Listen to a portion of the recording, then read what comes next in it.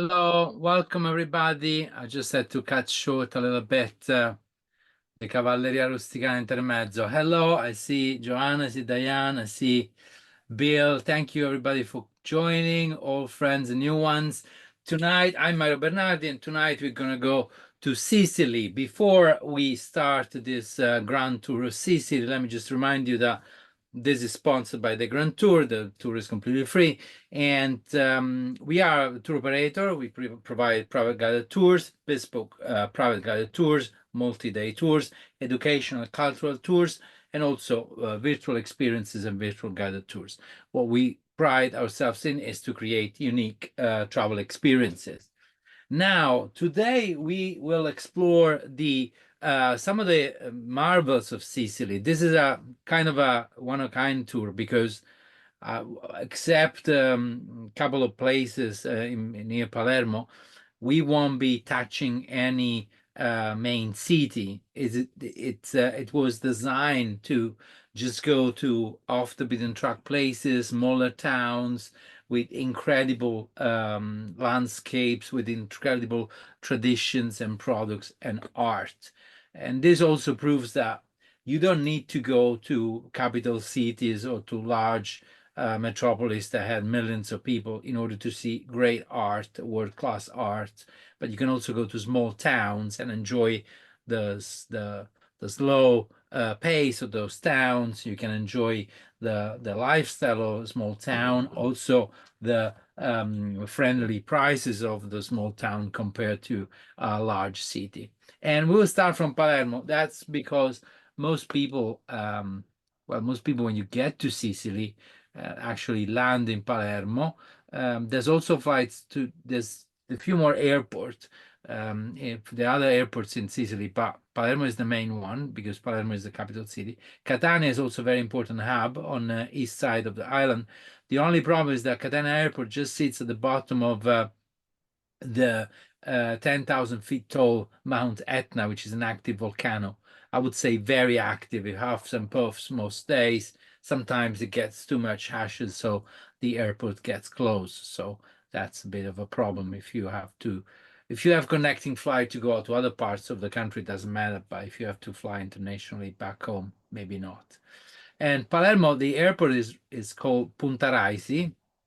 It's just like around here near the mountain. It's actually it's an airport that goes right into the mountain. So when you land, it might not be the best, the most comforting sight. And I made I just want to give you the overview of the trip. So most of this tour is concentrated on the eastern part of Sicily, which is the lesser known. It's the part that has not been touched by mass tourism as much. It's also one of the part where travelers only got in more recent years compared to like Taormina and the East Coast. Don't get me wrong, the East Coast is amazing, and in some of the future virtual tours we'll explore that area too. But the West Coast is like the wild coast, as the West often is. Palermo is a big historical city. It has over 1 million inhabitants. Has a very old historical center. It was a city. It was there even before the Romans. It was colonized by the Arabs at some point, and it keeps all the different domination, all the different population that lived there. That heritage is still there in the city of Palermo, all mixed up, and all that created an incredibly unique culture. Also with its ups and downs. So the city looks a bit run down, it looks a bit abandoned, although the historical center now is a lot cleaner than it used to be. The street markets, which are similar to the markets that you see in the Middle East and in Near East. So crowded, full of many goods with the vendors yelling, and they're really one of a kind experience to see. Also, the amazing number of the fresh produce that they have, the seafood. This is some octopus that they are sold already cooked, and they just get them on the hook just to, make you want to try them. And of course, fresh vegetables and all this street market is something incredible. There's a lot of street food now, is really big, and also the pastry, the patisserie in Sicily is something incredible. Now, I won't go into the details of that because I want to keep more a profile of cultural attraction and activities and things that you could do. Um, I will do a virtual tour next week about Baroque Palermo. I've done one about the Norman and Arabic heritage of Palermo, which was done a couple of years ago, and it's available on the website. But I want to talk about just one place in Palermo that I think is pretty unique. It's Palazzo Batellis. It's this grand mansion of Palermo dating back to the Renaissance, late 1400s, and that has this beautiful integrated large portal, as most palaces have. And Palazzo Batellis, it's the seat of the regional gallery of art. Now, in Italy, most uh, museums and archaeological areas and cultural heritage, they are owned by the central government, by the state, and it's the state that runs them, like the Colosseum in Rome, for example, the Uffizi Gallery. In Sicily, they have a special status. They are kind of partially administratively autonomous from the rest of Italy. They're still part of Italy, but they have their own parliament, and they also have certain areas of government that other regions don't have. Amongst them, the cultural heritage. So all the museums of Sicily, they are managed by the Sicilian government, which is pros and cons. Personally, I think it's more the cons than the pros, and I can explain that in the future. But it's the way it is, and this is there will be the equivalent of a National Gallery in Palermo.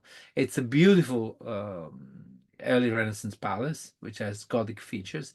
It has an incredible masterpiece like this portrait by Lorenzo Laurana, which is a great architect which worked in the 1200s in in Italy, mostly for the French, for the D'Anjou, which at that time ruled both southern Italy, Naples, and Sicily until there was a revolt, the famous Vespri. Giuseppe Verdi, the composer, wrote a famous opera, Vespri Siciliano, about the Sicilians rebelling against the French. And later on, then the Spaniards arrived, and so it was a Spanish domination of southern Italy and Sicily for in the end for about 350 years. But this incredible statue, which was made in the 1200s, this could have been made 100 years ago. It looks very Art Deco. It's so fresh and so incredibly beautiful. It's one of the amazing things that you can find in this museum. There's another incredible painting.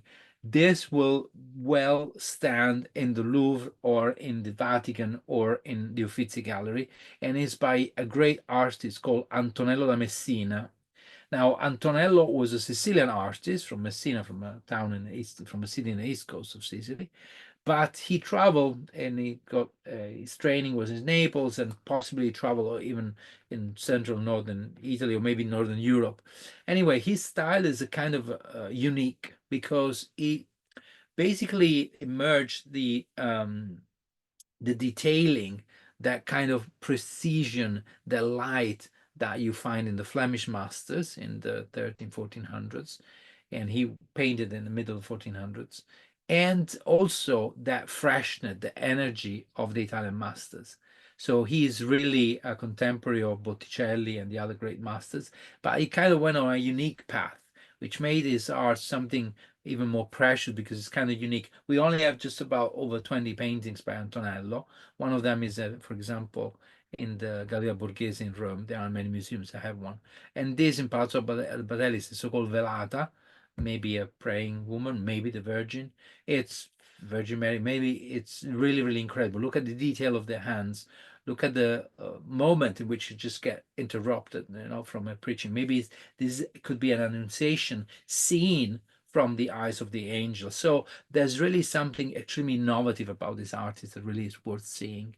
And then there's a bizarre piece of art because great museums don't just have beautiful art or incredible, beautiful piece of art. They also have weird stuff, incredible stuff that tells us a lot about the age in which they were made.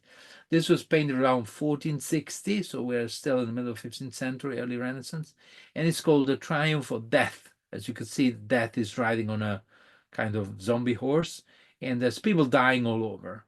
And it's a theme that you can find very often represented in the Middle Ages cathedrals, throughout the Renaissance. In the Renaissance, it became more the Last Judgment rather than the Triumph of Death. But you can find that in tombs, you can find them in the 17th century. One of the key elements of Christianity is that the fact that we have to remind that this life is only short, and then we're going to be in eternity, in the afterlife. So we should work for a good place in the afterlife. That's all the church is about, behaving in a way that then you are in a good place in the next life, and not like in hell or in an uncomfortable place. So this painting is really about the inevitability of death. And to remind that to us, there's people praying, devoted poor people, and monks and nuns and priests. And then there's rich people, popes, monks, bishops. They have to die too. They're going to die too. And in fact, there are arrows through them. So it's also a message. We don't know who the painter was. There's some hypothesis, but generally this is attributed to a master of the Triumph of Death. So we don't really know who painted it. And he was in a courtyard of a different palace in Palermo. It's a fresco that's been detached and then remounted in Palazzo Batelli. And so it was not in a church. This was in a private palace. So the owners of the palace wanted to give this message that everybody has to die. Nobody's coming out alive of this life. So you have to behave accordingly. It was a message to the wealthy and the powerful that they think they're above the inevitability of death. And it's some elements of it is very moving. And of course, for us, we have removed somehow in our society death from our lives. We see that in the movies. We very rarely witness somebody dies. It's something very rare because now people are removed. Most of the times you end up in a hospital and then you just get a phone call at some point that the person has passed away. So we don't really have that. But before, people see people dying all the time, and most people die in the homes or in the streets. So it was something that they knew very well. And of course, art that reminds that it's very often. Now, I hope I haven't ruined the tone of the tour with talking about that, but of course, we're going to talk now about life. And there is this beautiful town of Alcamo. Now, we go to Sicily with Google Maps. Alcamo, it's kind of in the Bay of Castellammare. So that's Palermo here. Then down here, that the airport is somewhere in the Punta Arenas is right here. And then there's a beautiful stretch of long beaches with beautiful green and blue waters all the way here with the road that goes all the way around. And then if you bear a little bit inland, you get to Alcamo, which is a big town, as you can see, famous also for beautiful winemaking. They do some fantastic wines in this area.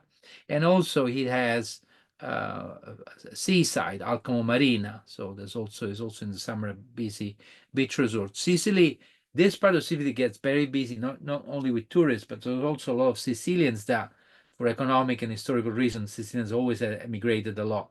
Northern Europe, Americas, Australia, but also in Italy. There's a lot of Sicilians who live in Rome, in central Italy, northern Italy, because there's a lot more jobs and better paid jobs in the north of Italy and central Italy than there are in Sicily. Unless you're born with a family with money, it's very hard to get a good job. So a lot of young Sicilians, they tend to emigrate. Some do that only for a few years. Some others, they do that for a lifetime. Sorry. And Alcamo, it's known because in this palace here was born Cello d'Alcamo in the 1200s, somehow a contemporary of Dante Alighieri.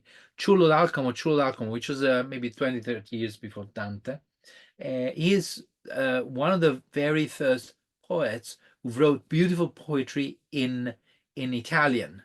Of course, the form of very archaic Italian. It's called Cielo d'Alcamo, Ciullo d'Alcamo. And you will find it in any book about Italian literature. The very beginning of Italian language was not in Tuscany, but not the Tuscan poets like Dante or Boccaccio, Petrarca, but was in Sicily with Cielo d'Alcamo and the Sicilian school.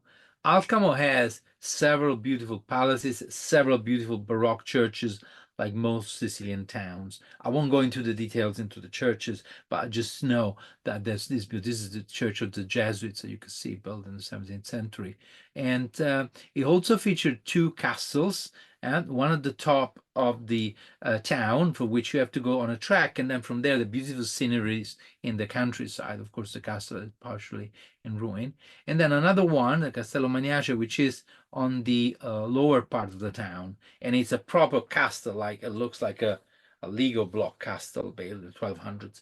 Most of these Sicilian towns, they do have castle and fortifications, because at some point they were the center of a lord, or a king, or a bishop, or someone who wanted to rule the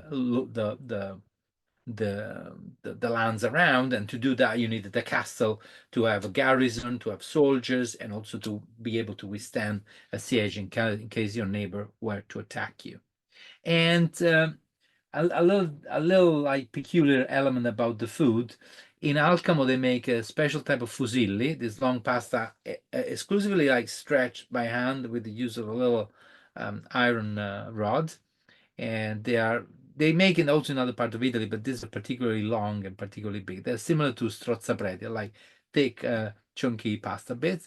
This is made with the sarde and with the mollica. So basically, it's dried bread and anchovies, and of course with tomato pasta. They are delicious, but of course they're a bit thick. And this is some of the views that you can get from the higher part of Alcamo. So you can see all the valley nearby, and then all the way down to the sea in the beautiful Bay of Castellammare. It's really a fantastic place. Of course, in the summer, there's also the procession of the Virgin Mary. Most of the towns that we're seeing tonight, they have a procession, mostly with a shoulder bone statue of the Madonna. I just chose this one because I think it's particularly beautiful, and it's very, like, if you see something like this, you instantly think about, Italy or Spain, or like that's kind of image of the Virgin Mary, very motherly, dressed in gold, brought on a procession on a night fair in the town. And Alcamo has long sandy beaches as well, which beautiful, views. And so there's also, if you like to go to the beach, that's a fantastic place. Let's have a look, like a little area at the countryside. The part inland, part of Sicily, it's kind of, they have issues with water, managing fresh water, so part of it is a bit dry, and they struggle to get certain areas. But the area behind Palermo, the Concadoro, and the area, the Golden Valley, and because of the oranges and all that stuff that is made, and this area here on the eastern side and the eastern plains, it's very fertile, and that produces are really fantastic. They also, as I said, made fantastic wines over there. And so that's a very peculiar thing. If you look here, most of Sicily, most places really in the world, they do have a coastal road. That's a road. Most of these roads that you see, they were built after World War II. Before, they were just like little, like, mud streets, streets of dirt. But these were mostly built, as motorway and the other roads were built after the war in the 60s, 70s, and the 80s. But in 1970s, they planned to make a road all the way around here to San Vito Lo Capo, and then again towards Trapani. Trapani is the main city around here. This is all the province or the county of Trapani. And then the locals protested. On one day, I think it was 1980, over 3,000 people took the streets, and they had signs saying, "We take possess of this coast. We don't want the road." Now, today, environmental awareness is very big, and it's quite normal that whenever there's a project of any kind of construction, locals kind of protest because of environmental, sometimes a bit too much, but environmental concern, and that's good because people want to protect their environment. But in 1980s, it wasn't that common, so it was really something I had at the time. Not, at least not in Italy. Maybe it was in some parts of the US, or some other parts in Northern Europe, but in Italy and Sicily, that wasn't the norm. And so this was really something. And so they won. The road didn't go up to San Vito, and they created a park, a national preserve called Riserva dello Zingaro, which is out here. And it's fantastic because there's no main roads, there's no traffic, there's no chaos. There's a lot of tracks that you can get there. It's very hard to get there, but once, or most people go there by sea from either San Vito, or from Castellammare, or from the other towns. And it's really, really, really beautiful. I'll show you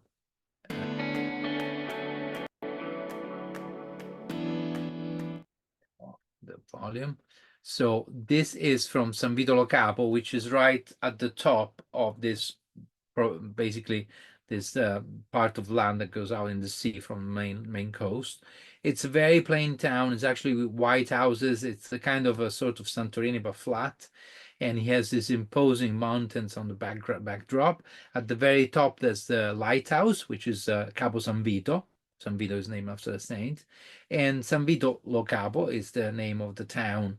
That is also a beach resort. Is a very quaint place where to stay. There aren't really big hotels, big resorts, mostly B&Bs and 3 stars, 4 stars hotels, which look like 1960s places. So if you look for luxury, you struggle to find a nice place there. But if you like something more home style accommodation, you won't be disappointed because the town is beautiful. There's no chaos. As you can see, it's very nice, and it's also very authentic. It has that kind of really authentic Mediterranean look, like a little and feel with the beautiful blue waters. There are day trips by boat on along the coast and to the preserve of the Zingaro, which is really something to see. This is some of the views that you can get there from the area. It's really fantastic. That's a lighthouse of Capo San Vito. And then this on a busy summer day, you see all people swimming, and the waters is warm and very calm, and so it's really beautiful to swim in this water. And there is activated the music, sorry. The Riserva del Zingaro is this natural preserve. Most parts can only be reached walking. There are a number of places where you can sleep if you bring your sleeping bags, and then they're just like bare structures, like a little places where you can just spend the night, and you can book them in advance. And most of the activities that you do here is connected with natural environment, and there's these beautiful mountains that then end up on the sea. So it's really dramatic, and it's being kept very unique. Now, one of the issues that southern Italy, or some parts of southern Italy, and also Sicilian coast had, is that people have built their villas, their homes right on the beach, right like on the coast. So there's too many buildings. Sometimes some areas have like even skyscrapers and big hotels. And this has been kept uniquely preserved and beautiful. So if you like natural nature and tracks, and being somewhere with no many other people, and there's no like being in contact with nature, there are grottos, there's a lot of things to explore, there's wild animals and so on. Well, this is definitely the place for you. And I included this because we mostly do cultural tours, but I just wanted to prove that Sicily is probably in Italy and Europe is the most diverse destination, where you have anything from mountains, volcanoes, natural parks, beautiful sea. You have food, you have cities, you have art, you have museums, you have archaeology. There are not that many places that have that quantity and quality and variety of places and things to do there. So that's really a plus. Plus, there's a lot of course, people come from there. Now, going further east, so we go from San Vito al Capo, we go down, we pass Trapani. So we get before Trapani, there's Mount Erice, which is a beautiful mountain right on the middle of the plain on the coast. There's this tall mountain, and it's really something unique. And in fact, Erice, like most towns that I'll mention tonight, it was there during the Greek times and during the Roman times. Now, I will talk in a bit about the different civilization who colonized Sicily during its history. They're many and diverse, and they always clashed and fought, but in the end they merged together, integrated. Sicily is really the melting pot of the Mediterranean, where most civilization who at some point dominated the European history merged together. They left some bit of that, and they kind of evolved. So that's the uniqueness of Sicily. It's also some of the cause of some of the problems of Sicily. The fact that Sicilians are kind of quite difficult to rule. They're quite difficult to accept a political rule or political direction. They are generally prefer to protect their family and their own keep compared to the government. So there's a certain peculiarity to it that make the place having a lot of issues economically and administratively. But on the other hand, the people are fantastic and they're welcoming, they're warm, and the culture is amazing. Now, this is the view from Erice. It's really breathtaking. There's also a cable car that goes up there. The town is really on the top of this mountain, right dominating the islands up there, Favignana and the other Marittima and the other islands. And then down there, there's Trapani, and you can see all the coast on a good day. The place has also a castle, of course, but in ancient Roman times, there was the temple that was built by the Greeks and then used also by the Romans of Venere Ericina, dedicated to Venus. Here, this is a 9 feet tall head of Venus made in archaic period, 4th, 5th century BC. And in this place, there were priestesses that will, offer themselves to the pilgrims in exchange for gifts. And it was a very famous temple dedicated to fertility, and which is also the fertility of Sicily, this beautiful land. If there's plenty of churches and palaces, and the town is very rich as well in history and heritage, so you could spend there easily 1 or 2 days. Erice was also one of the places where Professor Zichigi, which was an astrophysicist, established a center of astrophysical studies, which is very peculiar as well to have this. You don't expect in a place remote like this to have a research center. Anyway, and it's well worth a visit. It's really incredible for the breathtaking. You look at this is the views from the top of Erice. It's really incredible. This is towards north, towards San Vito. Now, a little bit down past Trapani, which is a big town. Trapani also has an airport, but it's not served internationally. I think you can only fly domestically to, or from Europe to the Trapani airport, Trapani Marsala airport. And here it is, Birgi was a former military airport, and it's a tiny airport. It's quite convenient to go to this area. You can fly from Rome direct, for example. There's Marsala, which is famous for the Marsala wine, but we're not going to Marsala today. We'll stop a little bit before to the Stagnone, this lagoon, which is famous for the salt extraction from the sea, and they do boat trips. And there is this island right in the center. This island was once a city by the Phoenicians, and here now I'm going to mention a little bit how Sicily evolved. Now, around 3,000 years ago, Sicily was divided into three parts, and still there are very deep cultural differences between Eastern Sicily and Western Sicily. The accent is different. The language actually changes a lot.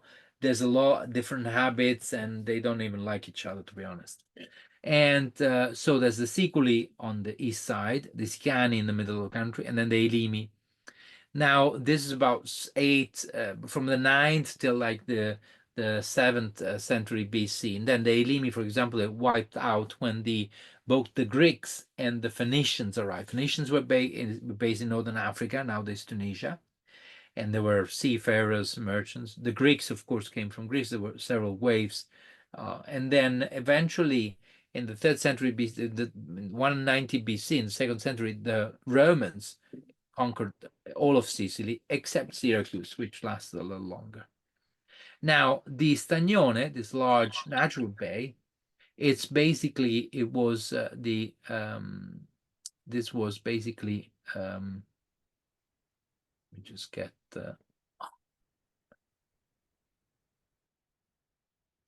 this was basically okay, I see. Sorry, I just went forward too much.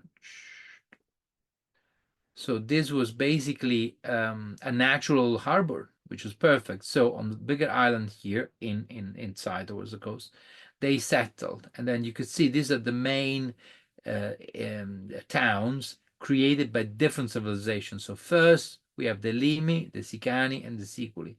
Then on the coast, the Greeks arrives, and the Carthaginians, the ones, the Phoenicians.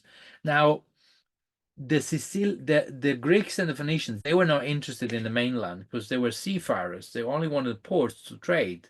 They didn't want to have the land mainland. So that's why there was this kind of mosaic of different culture, different civilization. Of course, the Carthaginians were very strong, but the Greeks were very, very advanced culturally. So the cultural impact was very, very different. These are the ruins of Mozia. Mozia was also used then in Roman times after it was abandoned and then destroyed. There were several wars, so the town a bit destroyed several times. But then they found, for example, a darsena, like a place, like a wet dock to like for the buats. They found consider the wet docks as something that we had them in the 18th century again. So having a wet dock built in the 8th and 9th century BC, it's something very, very unique. The Romans had them, but then for centuries we didn't have them. I think maybe one of the oldest one of the first one in the world, if I'm not mistaken, was Liverpool in 1750 or so. So it's something that always makes you think like our civilization had conquered certain construction and things, and then we've lost them like for centuries again. Now, amongst them, they also found this is a mosaic from a Roman villa, for example, but they also found burials of lots of babies. So maybe these people they did human sacrifices, and also that religious similar to the Roman ones, but they are a bit more aggressive gods. Now, in 1970s, during one of the archaeological campaigns, this beautiful figure, the Ephebo of Mozia, was discovered. It's a Greek statue of the 5th century BC. And he had this beautiful, beautiful kind of outfit. You could see the body transparent to this very thin outfit, even though he's missing the feet, he's missing the lips. This is a little bit bigger than a full scale. So this is probably about 20-30% bigger than a real figure. So it was maybe an auriga, maybe it was somebody riding a chariot, or was another important figure, or a prince of something, or maybe a deity. It's really one of the most beautiful statues that you could see in the world. So not just in this picture is the thing we're doing a temple exhibition in London, because that's the Parthenon marbles in the back. But it's in the museum in Mozia. The island Mozia was bought by British lords called Whitaker, which also had interest in the trade of the of the Marsala wine. Now the English they travel all over the world for food and drinks, to Porto for the port wine, but they also love the sweet wines of Marsala, which is similar to port, and so that's why they established there. Now, the Stagnone, which is the lagoon in which Mossia sits, it's still active today. It's a place that has the mills and the water pools to extract salt from the sea, which is iodine. So it's iodine. It's a lot healthier for you than rock salt. Lots of people use is like Himalaya salt or rock salt, but the only very good salt that you should go. And I'm not wanting to give any medical advice, but you could read up that it's the salt with iodine, which is good for your health as well. So that's the sea salt, and that's extracted.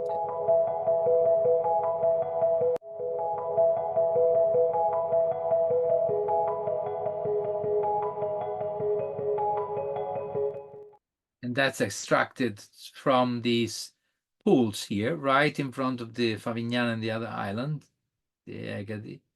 And then here you can see the pink, the pools. They get pink as the concentration of salt gets higher and higher, because of course they let seawater in, they let it evaporate, and then they kind of by hand rack up all the salt, and they pack it and they ship it.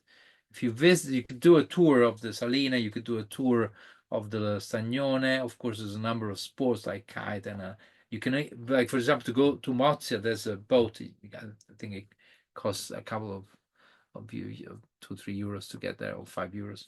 But you can also hire a canoe and canoe there. That's what, like, last time I've been there, I did that. We hired a canoe and we went there canoeing, so we didn't even have to pay the tickets to enter because the island is private. So at the port, they asked for a ticket. It's Mozia here. So that's the little boat that sails here from where it sails from here. There's a parking here. That's this one is the is the little mill, and you can walk up here, and then you can get there's a little flat boat that takes you here. Or the lagoon is not very deep, so you can get a canoe and like in 20 minutes get there. Now from Mozia, we are gonna go to Segesta Calatafimi, which is somewhere here in the middle of. Now there's several. This was a bit difficult because Salemi is definitely worth a visit. Gibellina is worth a visit, but I chose Segesta and Calatafimi, which is because no, it's not here. Calatafimi. Yeah, it's here because it's yeah, Calatafimi suggests it's here because it's really kind of it mixes history and beautiful architecture, and it's really stunning. And again, it's not on the coast; it's a little bit in the mainland, so it's kind of comes as a surprise because in Sicily you could travel for hours and there's not much to look at. There's a lot of farmland, there's a lot of abandoned land, there's not that many buildings. So at some point, you think you're just lost, and then something incredible pops up, and that's part of also some of the roads are not very good. So especially the one inland and not that good generally. There's always works on them. So, but then you find this amazing places like this Greek temple from 5th century of Segesta. Segesta also, this is Ionic temple. Sorry, the Doric temple, and then also feature Greek theater. Now, the Greek theaters, as opposite to the Roman theaters, were built on the natural slope of a mountain. This one is an incredible backdrop. Now, everybody knows the theater of Taormina, which of course is incredible, that has the view on the Mount Etna. But this is incredible. It really has an amazing view on the lands nearby, and during the day, it's really an incredible spectacle. Calatafimi is famous because Giuseppe Garibaldi fought one of the key battles with his 1,000 volunteers with the red coats, or the red shirts. And Garibaldi was he was formerly a merchant and a sailor that learned to ride in South America and Brazil. He fought for the independence of Montevideo. He, at some point, was a merchant of pasta. He became almost poor and spent 3 years in Staten Island in New York with Meucci, the inventor of the telephone, and when there was a big community of Italians. And then he came back to Italy and he led the revolution that brought the unification of Italy. So in the spring of 1860, he sailed from northern Italy. He landed in Marsala, and with 1,000 volunteers, mostly from central and northern Italy, he conquered all of southern Italy, which was ready to kind of come out of the monarchy of the Bourbons, which were tyrants. And southern Italy was still run as a colony, really, rather than a sovereign state. Although it has been a sovereign state still, starting from 1730s, but it was still like run as a colony. There were no civil rights. Clergy and nobles didn't pay any taxes, so it was really a pre-modern state. They were still living in the Middle Ages, and so Garibaldi led to the revolt, and several people joined him as they went, and this is one of the key battles that you see here. Now we go down to the coast. So we went, oops, it's all the itinerary. Yes. So from Calatafimi Segesta, we go down again and we go to the coast to Sciacca, which is it's a very peculiar town. Again, there's churches, there's palaces, there's a castle. It's a port where people still live out fishing, the big fishing boats.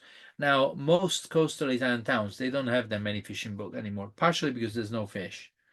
That's a chronic problem with the Mediterranean now. There's very little fish. And then there's many areas where you cannot fish. There's a lot of rules now. On the other side is not like economically is not it doesn't really pay much anymore. So because of the cost of gas and everything, and so it's really dying off. Like the small fishermen, like big companies still are big boats that go out there, but small independent fishermen they're kind of dying off. And but Shaka still has a big community of fishermen, and you could see them at the port. And this beautiful, like a kind of um, a setting. And at the top of the town has maybe 30,000-40,000 inhabitants. Um, at some point, it was like the main town around there before it lost to Ragusa. And it has a castle, Castello di Luna, right at the top. Of course, it's in ruins, but still, this dates back to the 1300s. So it's a massive and imposing structure on the top of the old town. Of course, along the coast on the seafront, there's many delicious restaurants with incredible seafood. So it's definitely worth worth a stop. Then from here, outside the Sciacca, like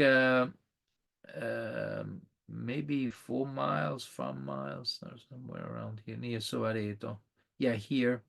See, that's Sciacca. That's the Castello di Luna. That's the castle that we saw.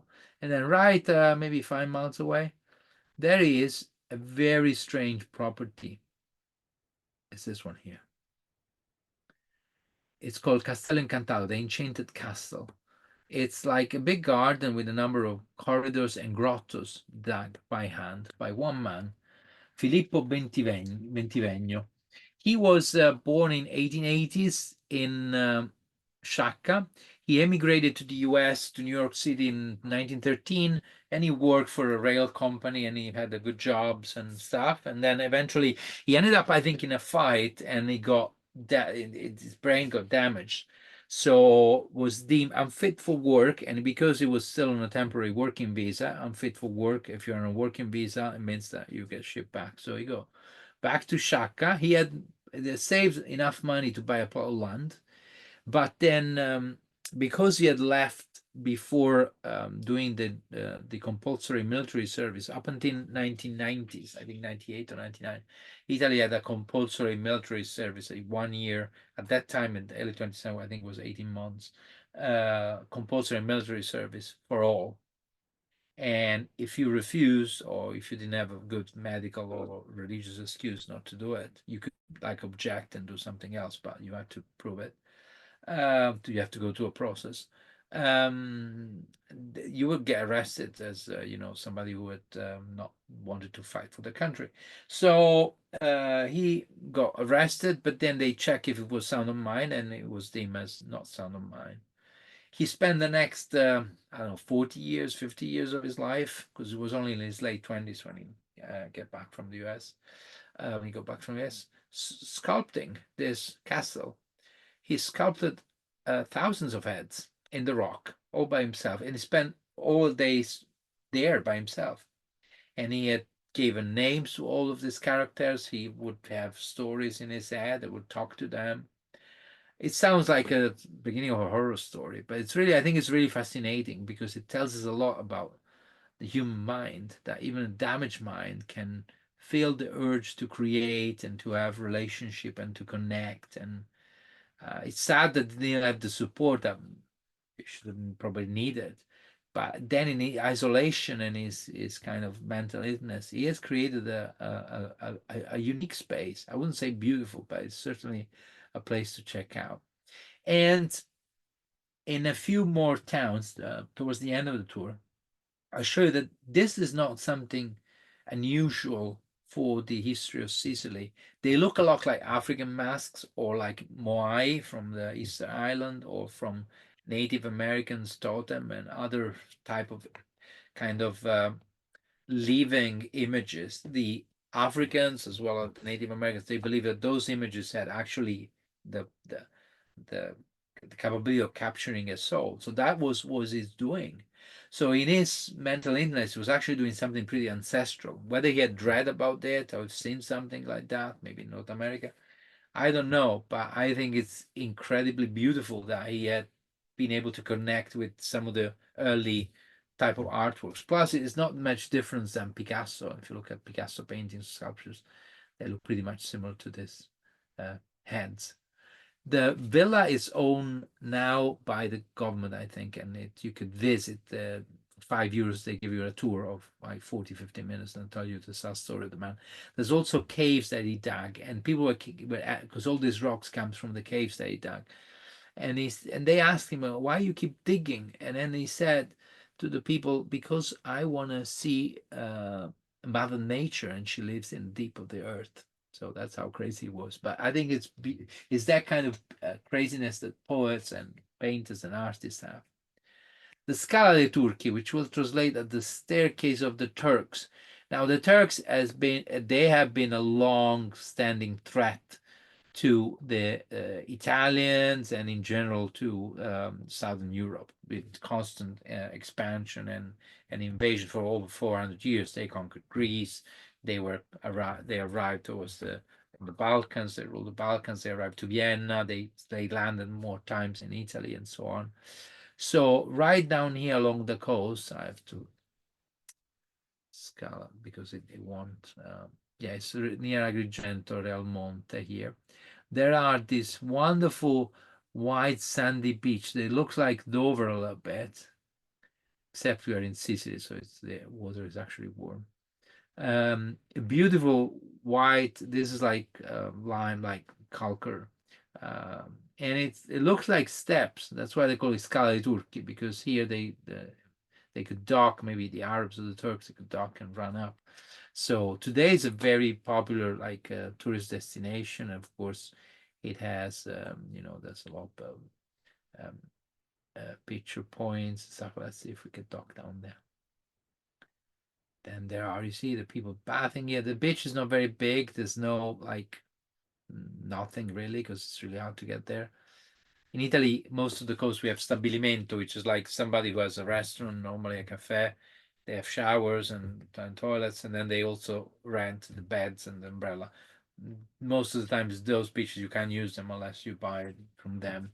And a day at the beach could cost 30 to 50 euros just to rent those beds. And the Scala Turchi is really something. Here it is. It's beautiful, and you can walk because it's like a staircase. Something you wouldn't really expect in Sicily. There it is. We go there with a drone. Beautiful blue waters, small sandy beaches, this beautiful rock white steps and stairs. And I mean, what else can you ask? And that's also the beauty of Sicily, that the different, like the coast is very different. The rocks, there's mountains, there's large sandy beaches, and then there's like the white rock. So it's really, really incredible. Now we're nearly towards the end of our tour. Now I have the last 3 stops here. So I have included only one destination in the eastern Sicily, Noto, which is quite fun to get actually. But I wanted to put this because I've done other places in the past around here.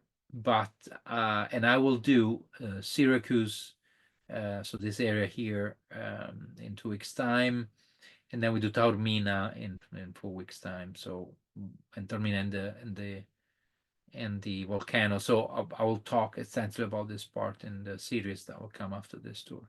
But Noto is a UNESCO World Heritage Place.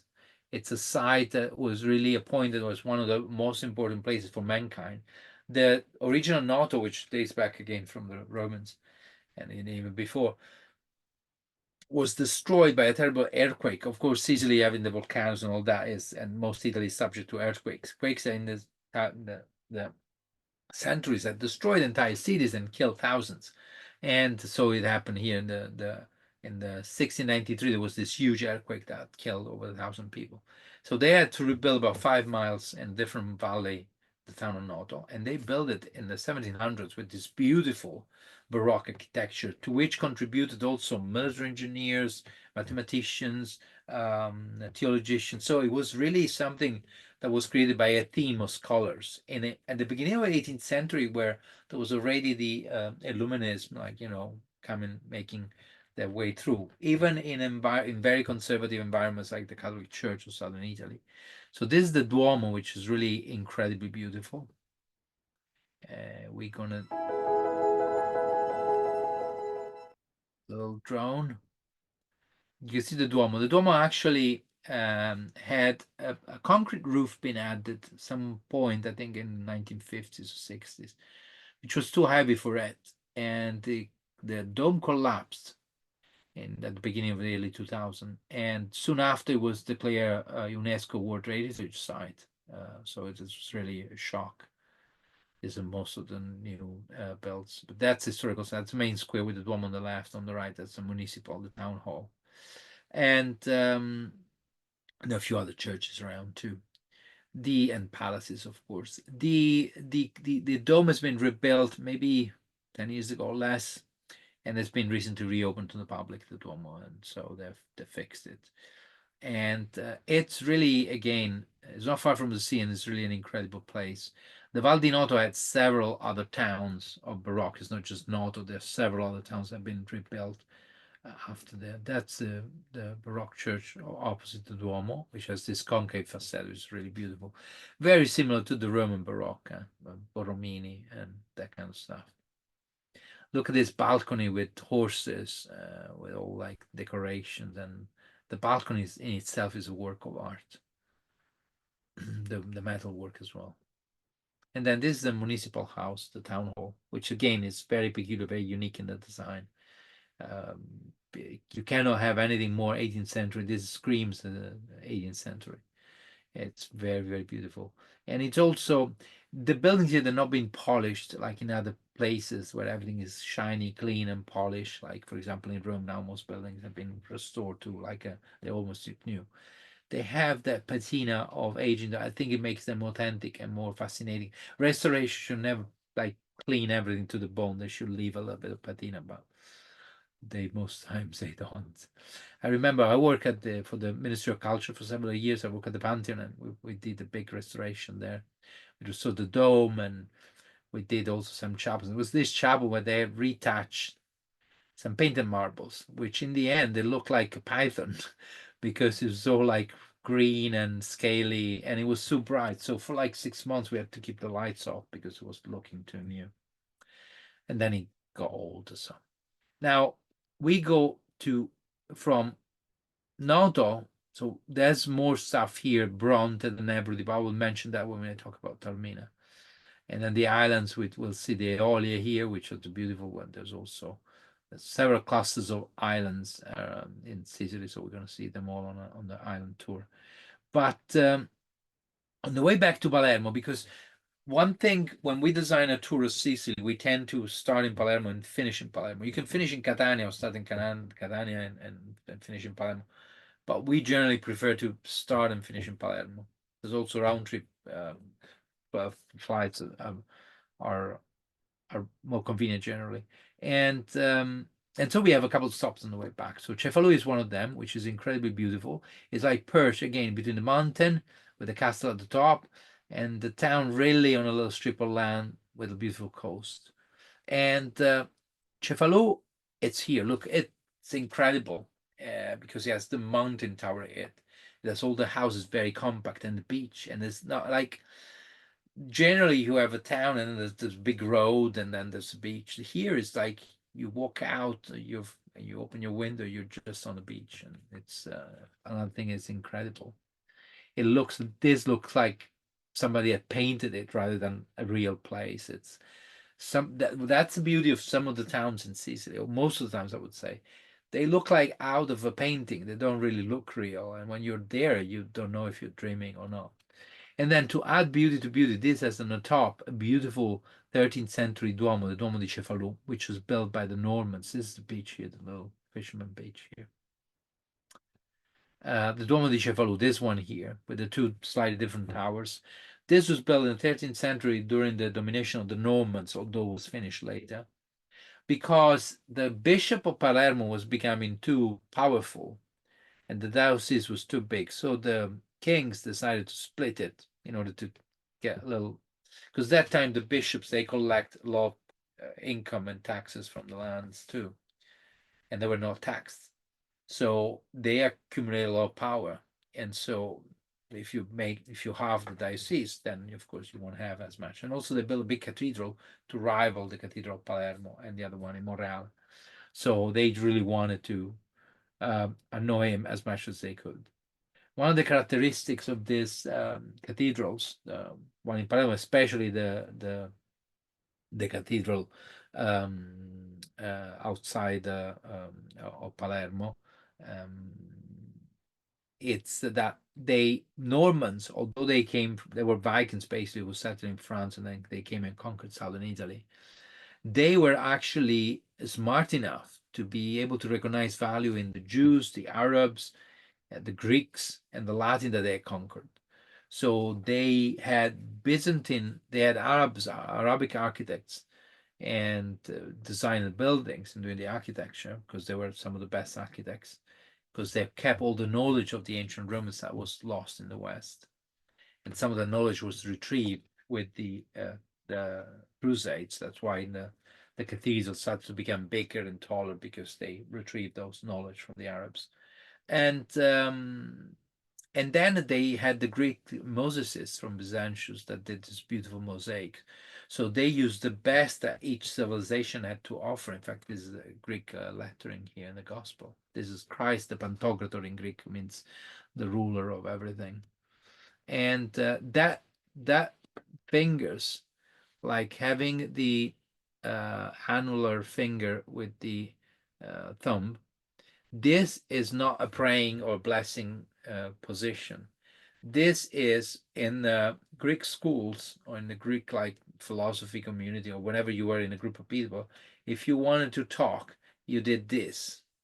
It's like lifting your finger, but you did this. And so you stay like that until people kind of listen to you because you were teaching them. And so that's why it does that gesture of the teaching. And then there's the monogram here, Jesus Christos, in Greek letters as well. And this is some of the ceiling with the angels, the archangels. They're beautiful. They are so intense and incredibly beautiful.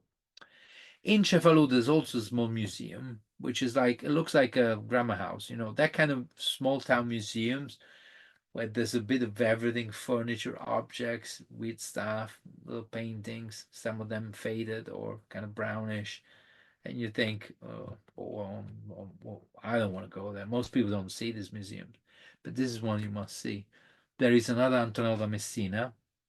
These paintings are worth tens of millions of dollars. If they went on the market, they would fetch as much as Raphael. So it's really on the same level. And this is the so-called portrait of the sailor. It's not a sailor, it's probably a nobleman. It's dressed too well, but he has that kind of wit, that kind of smart expression. That is the guy who's going to smart you. You don't want to do business with this guy. And that's, again, there is this precision and the finishing of the figure. It's like a Flemish master would have done, like Van Eyck or one of those. But the expression, that's 100% Italian. That's Southern Italian that is about to give you some lesson about life. Now, the last stop before taking our plane back from Palermo will be Bagheria, and then I'll finish in a few minutes. Bagheria, it's right before Palermo, and you can spend a couple of days in Bagheria. It's only a few miles, maybe, I don't know, 10 miles from Palermo or less. And it's not far from the coast again. And it's basically a kind of a outside resort of Palermo. And on the main road, right in the center, there is this incredible mansion. Now, the city is mostly modern. It was built, the villa was slightly bigger. But then you could see there was a long entrance and then that was all building. And here there's this Villa Palagonia, which is one of a kind. It's incredible. It's known as the villa with monsters. The shape is very peculiar. The villa was built at the beginning of the 1700s again, and by Francesco Ferdinando I, Prince of Palagonia. His name is much longer. I don't remember it all. And because these nobles have long, long names. Now, Sicily had a very peculiar nobility dedicated to, which had an extreme wealth, most Sicilian lords, they pride themselves in not knowing how many rooms their palaces have, so rich they are, so big they are. And they had this incredible wealth, which even stood higher in comparing that most people were extremely poor for a long time. It was only like in recent years that Sicily has really picked up, but people have been chronically poor, especially in the countryside. But this prince was also cultivating exoterism and occult science, and you know, they were doing seances, and they were dedicated themselves to symbology and studying of occultism and dark magic and stuff like that. The Villa Palagonia, this is the gate that has two monsters there. You see at the ends of the gates, and this was all sculpture in the 18th century. There was one of the artists who worked with them was known as the necromancer, because created these statues of monsters that kind of evocate, kind of had spirits with them. There's beautiful lush gardens with agave and so on.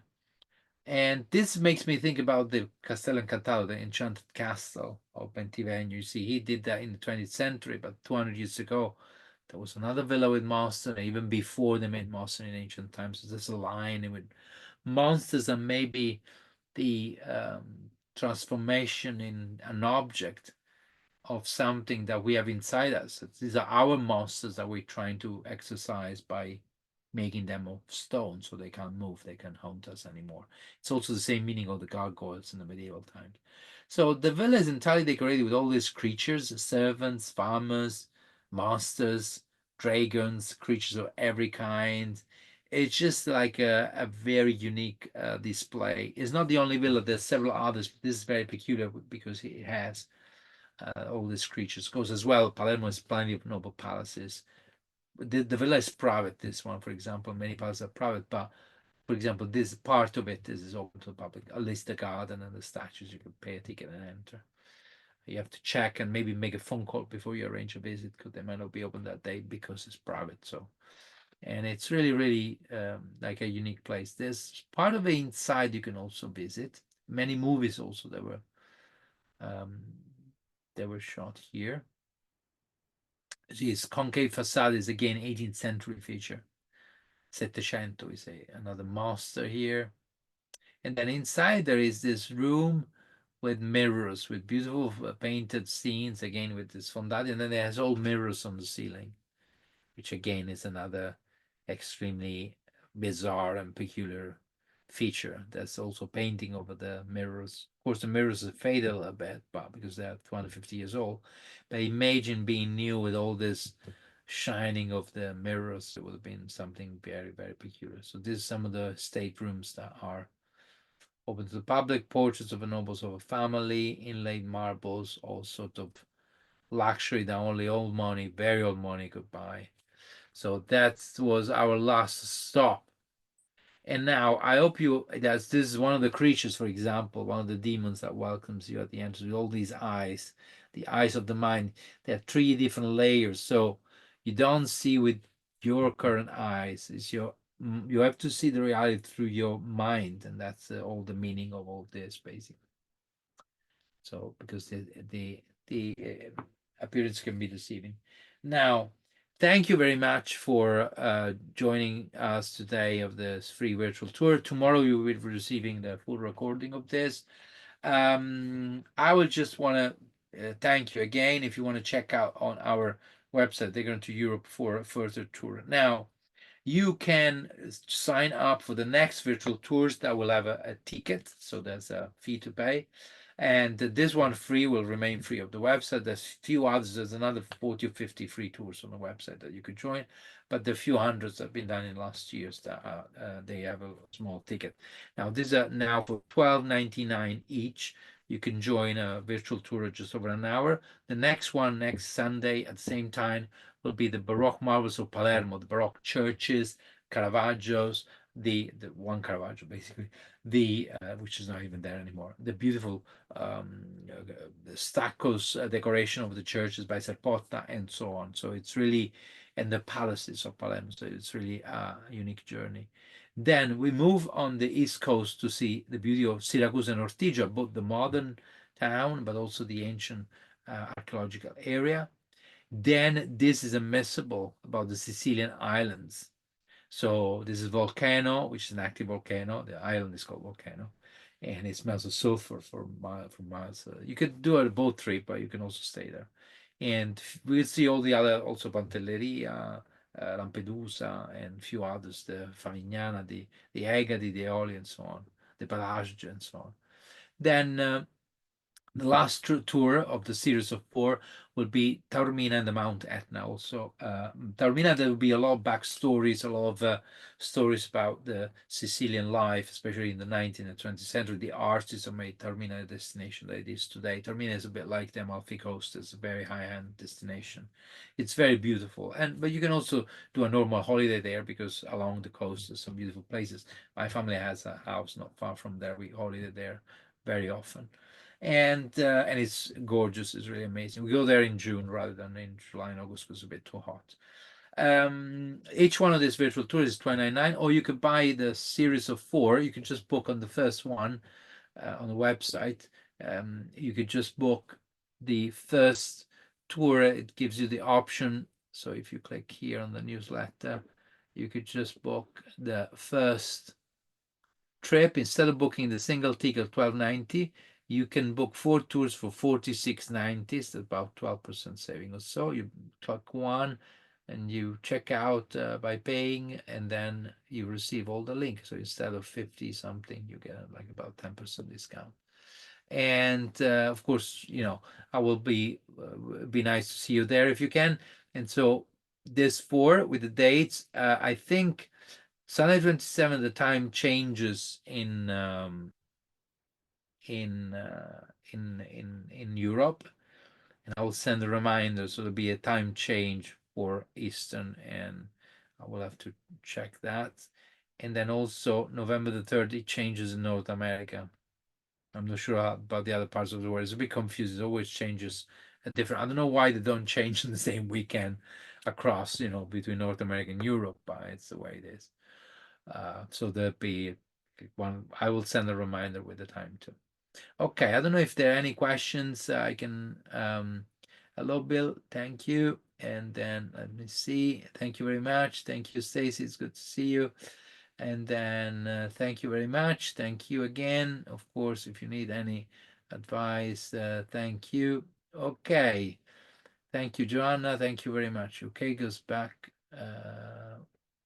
to October. No, I think it's the last weekend of October. Okay. Yeah, to the normal time. Okay, thank you very much. And now I have a last video I want to play. This is a video from Silenzio d'Amore. Thank you very much.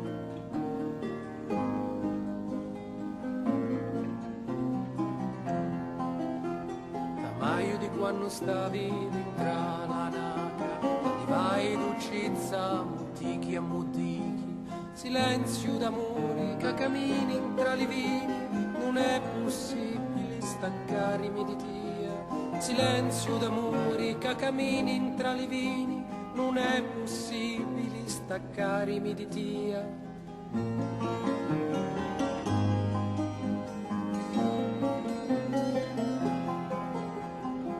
Piangiti no, alberi d'alivi, amori e beni vengono di lontano.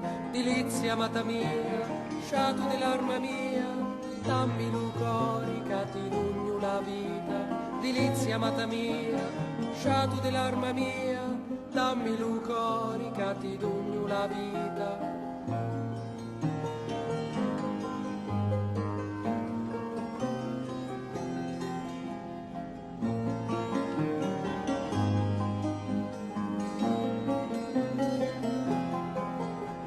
Canti senza cura, tengono senso, quando una mamma si scorda suo figlio. Tanno mi scordo d'amare a tia, ti voglio bene picciritta mia. Tanno mi scordo d'amare a tia, ti voglio bene picciritta mia.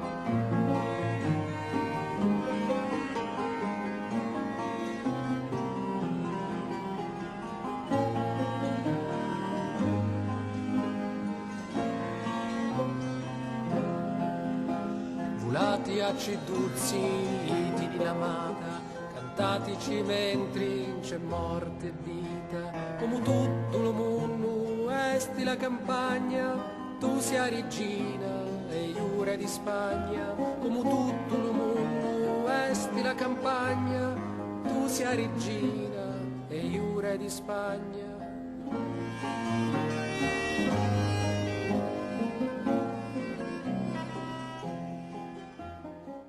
Thank you very much again. So, thank you again. Have a lovely week. I'll see you next Sunday. Ciao, everybody. Thank you very much for coming back. Ciao, ciao.